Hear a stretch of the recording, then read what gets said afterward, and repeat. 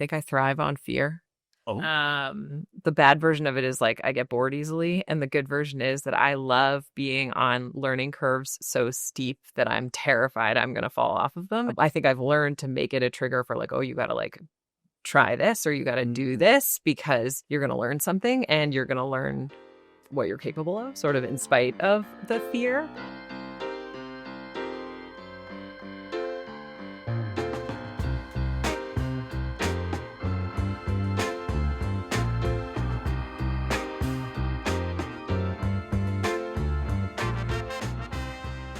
Can I get you to tell the red dress story? Can we tell the red dress story? And then you can ask me questions. yeah. Okay, so in COVID, I think you started playing around with social media and you said that you put something online and it blew up. Will you like tell that story? And Yeah. So quarantine, I couldn't take any more clients, right? So I tried to stay optimistic. A lot of the peers around me were being really sad. And I was like, you know what? Let me see what I can do, right? Let me take the abundance of time as a blessing. So TikTok was a big thing then. And I was like, what if I just share the joys of what I do? And I wanted to tell like the transformation that goes on in my small Sacramento studio of my clients coming in really shy, disconnected from their bodies, and then transforming into this like beautiful like human being in front of the camera. But I only had myself. So I played both characters of myself as a photographer and then also my clients. Except to play my client, I was like, maybe I'll just like take the studio like red dress that we have and I'll put on myself a wig and then a little flower crown too. And then I just acted shy but also glamorous at the same time. And I guess people really loved that. you said it blew up. Yeah, it blew up overnight. And what did that change for you? I was so focused on photography. I thought like I would put all my eggs in one basket of, like David can bring value to the world by being a photographer. But I realized then that, like the more I can be me, it seems like I can bring more value to a wider audience. And I was so focused on just like, let me get better at this, that this was such a huge awakening to being David and exploring David to his fullest potential. And just thriving as me and realizing, I can be accepted by being myself fully. Yeah, totally. That was like a huge like value awakening for me. Yeah. But I also know you had a little bit of a similar moment of publishing something online. Yeah, like 10 years ago, I'd spent probably 6 years at Google and Facebook, and then a couple of years helping build a little startup. And somebody approached me about like publishing some of the things that I'd learned. And I had this thing I used to say to people when I was like coaching or mentoring them on my team about how you have to get good at giving away your Legos. That was my like phrase for teaching people to like learn to let go of things and to embrace change, as like the companies that I worked on were changing and growing so fast that it's like it's a very emotional process for people. And it often causes you to want to like hold on to the past, right? To hold on to what you know.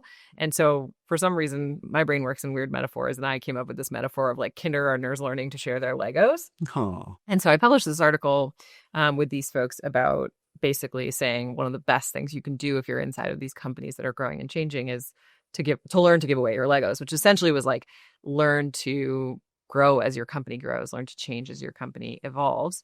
And I don't know, I think I did it as a favor to a friend, and it felt like something that might be useful to people that were inside of these rapidly scaling companies. And it was my first experience with like something taking off and taking on a life of its own, to the point where I didn't understand what I had people emailing me from like big old companies, folks from Safeway and places that I had not intended it for.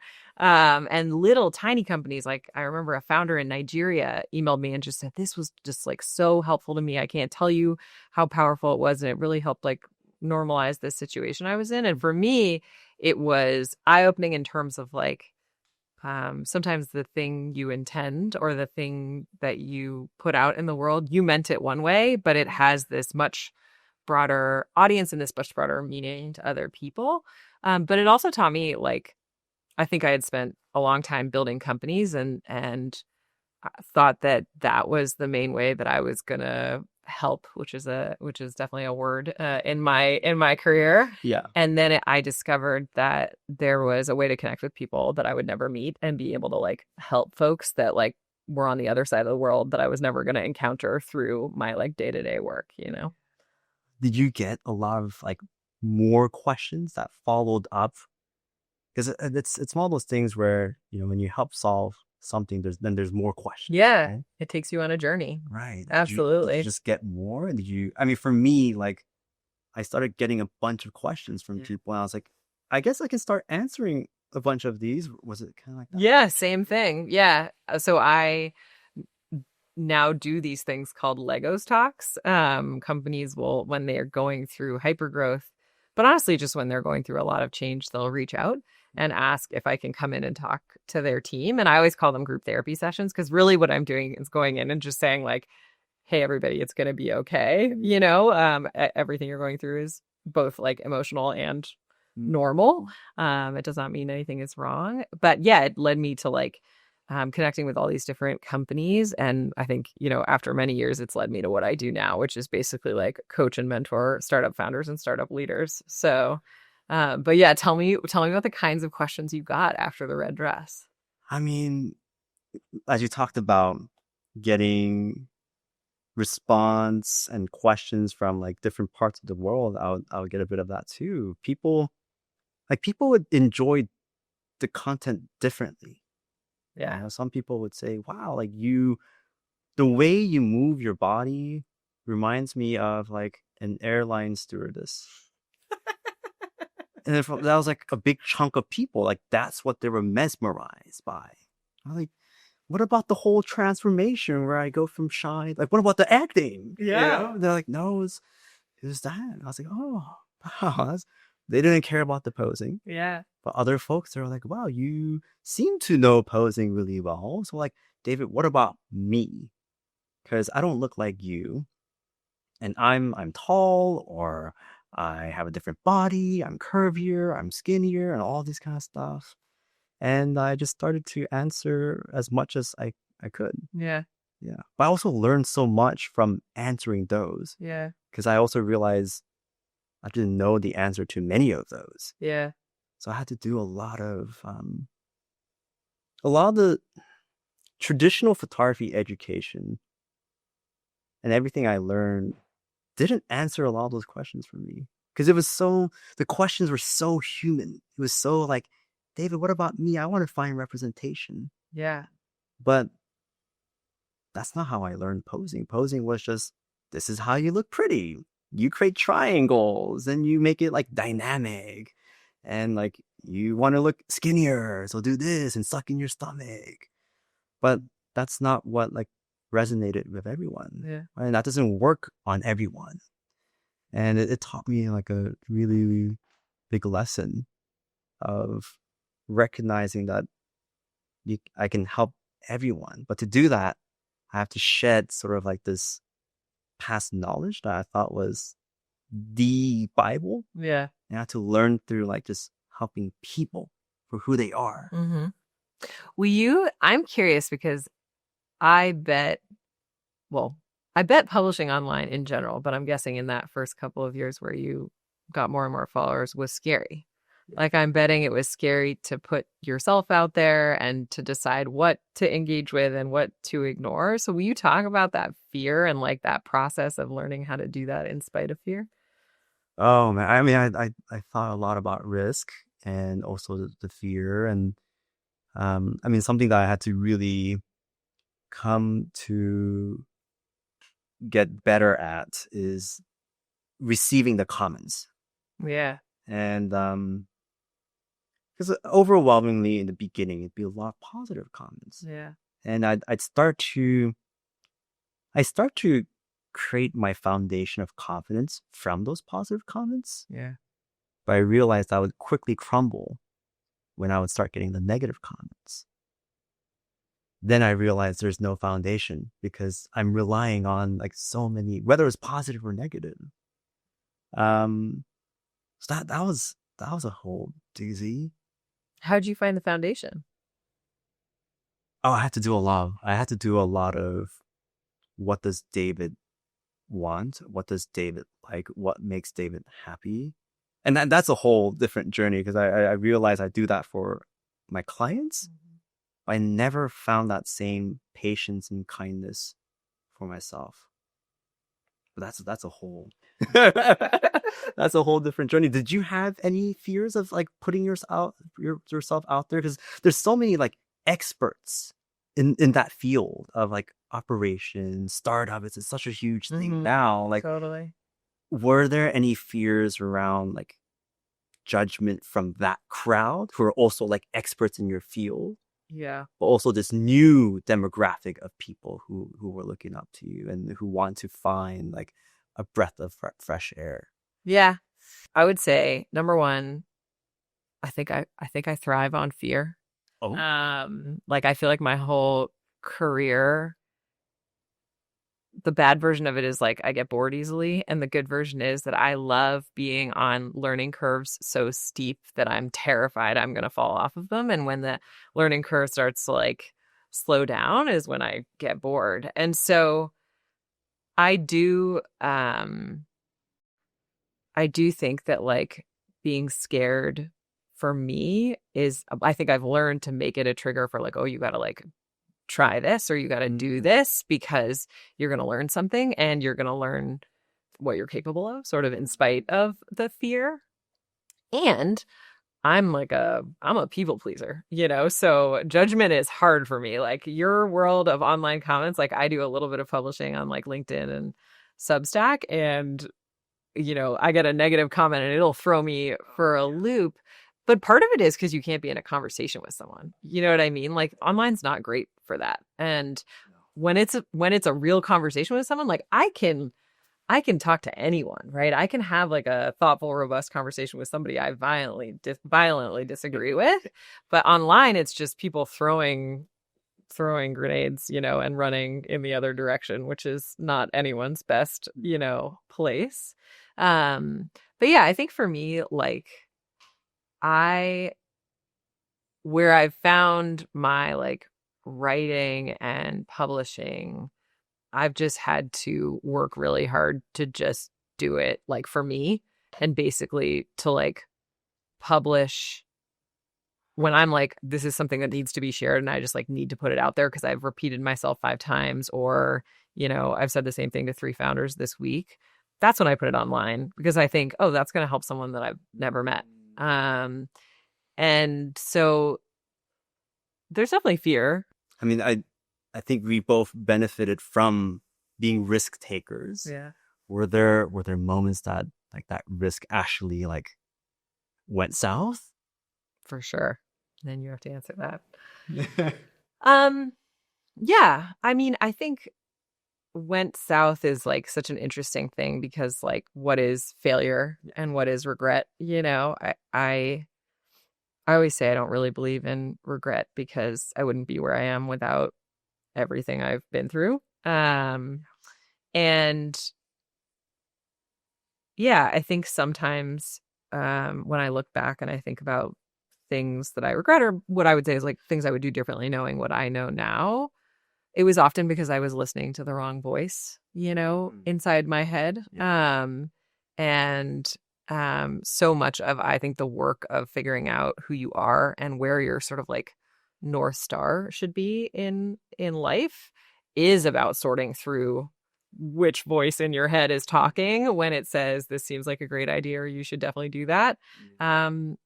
And some of the mistakes I've made have been because I listened to a voice that was all about like ego and sort of like I'd be so excited for people to think I was cool, Whereas like if I can listen to the more authentic voice that's about, like I said, about sort of like this is something I care about and I really want to make sure that, I do this or I learn this or I help people in this way versus like I want people to think I'm cool. Like that, those are two very different like North Stars, I like the way you like think through that. Yeah. I guess one way to think about risk is the more risks you take, you start to hone. You start to Absolutely. hone in on that authentic voice. Yeah. You start to hone in on that North Star. Yeah. And you make bolder, more confident decisions, I guess, the more risks you take. Yeah. I'm going to say something to that and then I'm going to make you answer the fear question. But like, absolutely. So my TED Talk is about taking risks and I use the metaphor of jumping off cliffs. Yeah. And I was doing the TED Talk before like a couple of weeks ago for this community of startup leaders that I run. And we were talking a lot about where confidence comes from because I'm excited for this. Well, one of the things I realized is that I reached a point after a couple of jumps, what I would call jumps, where I took a big risk and I kind of came out the other side of the falling part of the jump. Yeah. I reached a point where like there was something that no one could take away from me, and I think early in your career or work life, you're scared. You're like, you don't know who you are, and to some extent you're trying to define yourself by other people's versions of success or other people's versions of like who you are.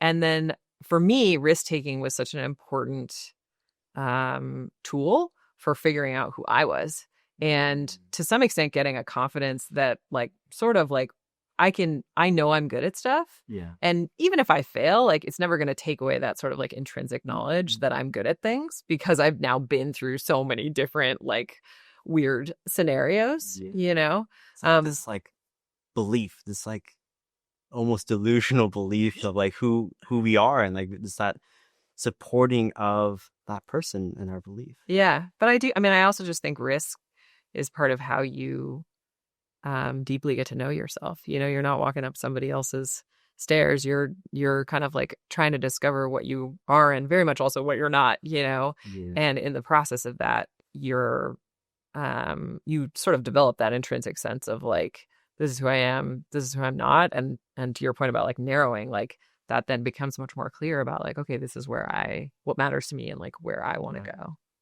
But tell me This is for your question. No. Sorry. The question that you asked me was about failure, and it was about sort of like trying things and it not working out. I'm curious, like what role that has played for you in terms of like, have there been big failures? Have there been things that you like look back on and you're like, I wish I hadn't done that? Let me think about this. I didn't know you're gonna pull the Uno reverse card. Oh, sorry. I mean, I don't know if there's like the most recent one that I can think of. I don't know if I like really learned something from it, but I posted something like politics tangent. And that was a nightmare. That was a nightmare. So yeah, that gave me a big anxiety attack. What did you do? It was just like a Kamala Harris posing, like, let's break down her poses. Yeah. Wait, but what did you do when it like what did I do? Did you delete it? I just took it down. You did? Yeah. I just took it down.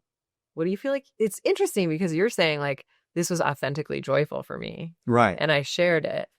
And then the world did what the world does these days. Yeah. And what do you feel like you take away from that? Sorry. What do I take away from that? Oh man. I don't know. It was so like my girlfriend, who's also a content creator, she was like, David, you should just like, this is you. This is authentically you. You should just like keep backing it up. But that, like, for this one, I just like kind of lost the will to fight that one, So I was like, am I bad? Am I a bad David? Should I have like fought more for myself? Should I have stood up for myself? But I don't know. Yeah. Well, there's some battles you don't have to fight, Yeah. But it is interesting, like, maybe it's to the point about online and like there there are moments when it's hard to be your whole self in an environment where it isn't easy to have a two-way conversation, you know? Yeah, I wonder if it's like, as you talk about spaces, because if I shared that, like it depends on the community that I share, because I know you're huge on community too. Yeah. So I guess it's like, can you be an authentic self in a setting that's Open. yeah. Yeah, totally. That's open. Yeah. Yeah. So I was like, maybe the thing to take away from this is maybe the people weren't ready, you know, and as I keep putting in effort to be as authentic as I can, it's also to realize, oh, not everyone is going to be a support for my authentic path. Yeah. Yeah.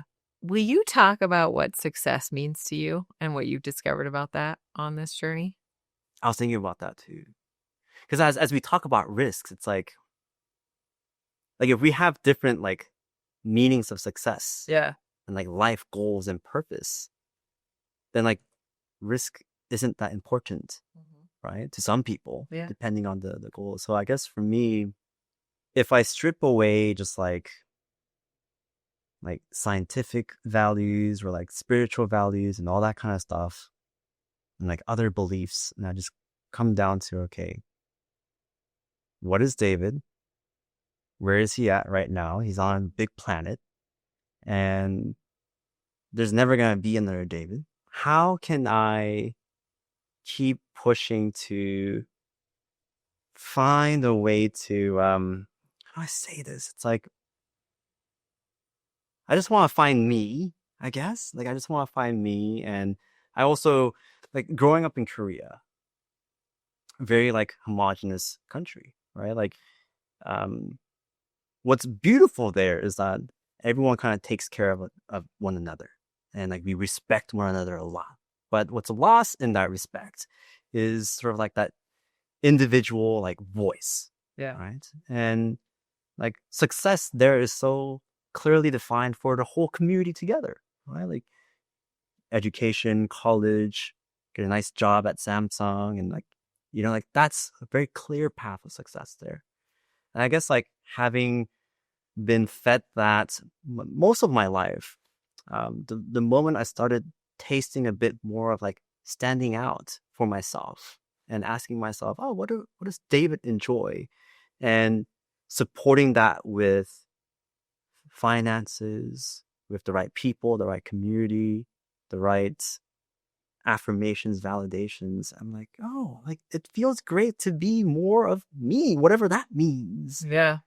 And I think so. That's my, I guess, definition of success. The more I can be me, which I'm finding out, the more I help others, the more I can just be a light, I guess, be something positive to other people. I just really enjoy that. Yeah. And the more I do that, I keep learning, and it's like this beautiful cycle. Yeah. Yeah. I love that. But what about for you? Enough about my definition of success, which took me a long time to get to, but No, yeah. Well, I mean, success is a journey, you know. At least in my experience, is like, I think you often start out with your parents' definition of success, or someone, maybe it's a cultural definition of success, but I think for a lot of people, it's some external force that's older than you telling you what good is, you know. right. And it takes time to figure out whether that is true for you, you know, or if you have a different definition of success. I also think success changes as you get older, like what it means to you and what you value. Like what I thought mattered when I was in my 20s and 30s, like is not what I value in my 40s. And for me, it's been this massive transformation. I think I like when I turned 40, I really like leaned into it and was like, I'm thinking of this as halfway through my life, if I'm lucky. And so I started to realize that time was just finite in a way that I think it just never feels like when you're in your 20s. You're like, I have infinite time. I'm going to travel to every country and become president. You know what I mean? Like, you're just like, it's all possible. And I think as you get older and as, you know, you watch friends die or different things happen in life, you realize that time is like the most valuable thing you have, and that being able to choose how you spend your time, it for me, that's been just like a punch in the face of like, okay, like 40 years left, 40 years live, 40 years left, let's say, hopefully. And what do I want? What do I want to do with that time? And it's led me to also realize that, like, I think for a long time, success was probably defined by some kind of programming or someone else's definition around title or, fame, or people thinking I was cool in some form or another. And there was a really abrupt moment where I just realized that is not what I care about. And that now I define success through joy. And I just look for like joy in my day. And literally, like, do I look forward to the people I'm going to work with, the work that I'm going to do, the time that I get to spend with my family, with people that I love. I want to be joyful most days. Nobody's joyful every day, but to be able to say that like 80 or 85% of days I'm like skipping into work and life. That to me is like the ultimate definition of success. Yeah. And I love joy because I was thinking about joy versus happiness. We're unfortunately out of time. No! I know, it's so great. It was like a wonderful conversation. David and I are just going to continue this. I know. I wanted to talk about comfort a little bit too. So risk and comfort. Yeah, man. I know. Well, we're just joy versus happiness. I know. It's all right. We're going to continue the conversation. Yeah. This was so fun. It's so fun to get to know you. Yeah. I feel like I'm learning so much. Same. Again, as a wee tiny 30-year-old founder. Yeah. I have so much to learn. So let's please continue this off cameras. Yeah, same. You're gonna help me. You're gonna help me become physically powerful. Thank you. Thank you.